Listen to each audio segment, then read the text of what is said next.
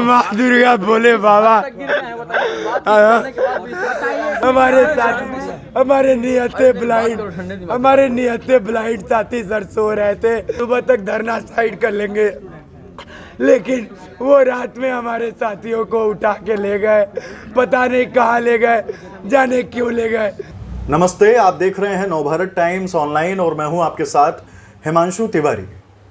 दिव्यांग, दरअसल प्रधानमंत्री नरेंद्र मोदी ने जब इस शब्द को लोगों के बीच रखा तो लोगों में इस बात की खुशी थी कि अब दिव्यांग जनों के साथ भेदभाव नहीं होगा, उन्हें प्रोत्साहित किया जाएगा, उन्हें बढ़ावा दिया जाएगा कि वो आगे आकर कुछ नए नए रोजगारों में जाएं। लेकिन वाराणसी में दिव्यांग प्रदर्शन कर रहे हैं। सवाल है क्यों? तो ये जो जवाब है इसका जानना जरूरी है।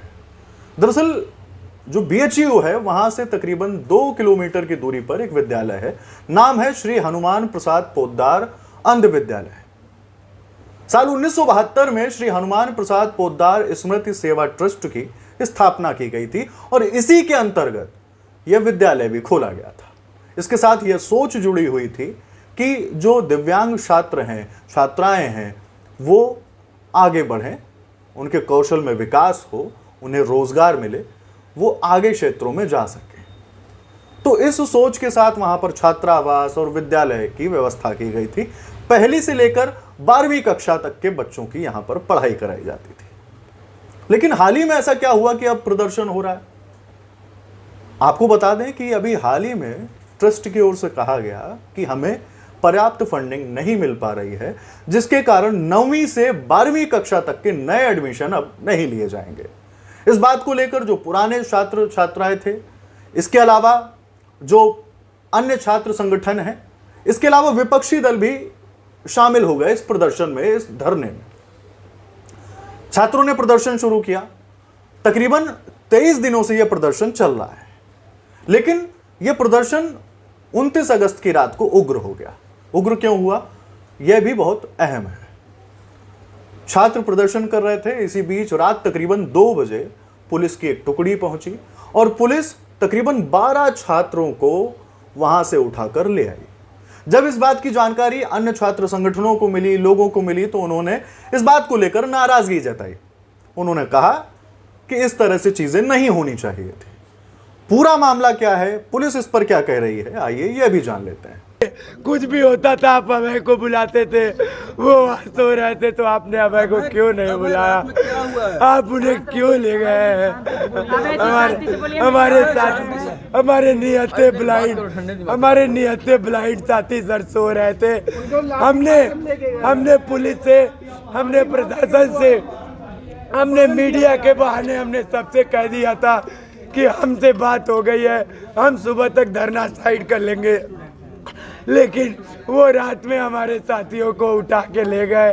पता नहीं कहाँ ले गए, जाने क्यों ले गए।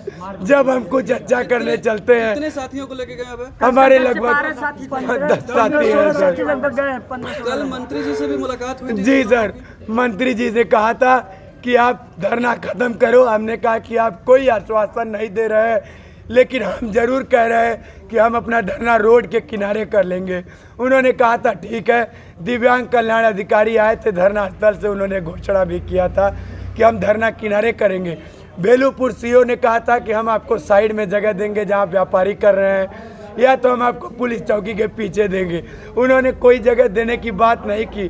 फिर भी हमने कहा था कि हम सुबह किनारे कर लेंगे, लेकिन रात में हमारे साथी सो रहे थे। ये लोग जबरदस्ती। कितने बजे रात में कार्रवाई की? ये 2-2:30 बजे सर, 2 से 2:30 बजे हमारे साथियों को ये लोग उठा के ले गए हैं। देखिए, विगत कई दिनों से हनुमान प्रसाद पोद्दार अंध विद्यालय के छात्र दुर्गा कुंड और अपने विद्यालय के समक्ष सार्वजनिक मार्ग को अवरुद्ध करके हुए वहाँ पर धरना प्रदर्शन करते हुए बैठे हुए थे। और चूँकि यह समस्या कई दिनों से चली आ रही थी, तो सार्वजनिक मार्ग अवरुद्ध था। इस कारण स्थानीय निवासियों को, वहाँ से गुजरने वाले यात्रियों को और जो भी स्थानीय व्यापारी थे, उनको काफ़ी असुविधा हो रही थी और स्थानीय व्यापारियों और नागरिकों में उनके प्रति आक्रोश उत्पन्न हो रहा था। प्रशासन के अधिकारियों द्वारा और पुलिस के अधिकारियों द्वारा इनके इस अवैधानिक गैर कानूनी धरना प्रदर्शन को हटाने के लिए कई बार वार्ता करने की कोशिश की गई, कई दफ़े इनसे वार्ता की गई, लेकिन इसके बाद भी ये लोग वहाँ से सहमत नहीं हो रहे हटाने के लिए। कल पुलिस और प्रशासनिक अधिकारियों की उपस्थिति में रात में इनकी सुरक्षा को दृष्टिगत रखते हुए, चूँकि